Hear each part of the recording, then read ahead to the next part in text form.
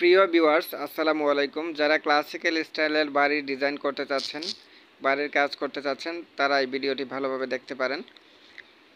ছাদের কার্নিশে, ছাদের ফলস স্ল্যাবে, জানালার সাইডে এইসব ডিজাইন কিভাবে সহজেই করতে হয় আপনারা দেখে নেন এই ভিডিওতে।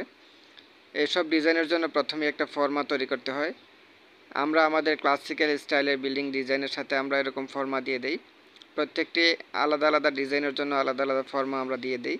এই ফর্মাটি মিস্ত্রির কাছে দিলে মিস্ত্রি এরকম সেম ডিজাইন করে দিতে পারবে। ডিজাইন আমরা আমাদের 3Dতে যেরকম ডিজাইন থাকবে সেম এরকম ডিজাইনটি চলে আসবে এই ফর্মার মাধ্যমে।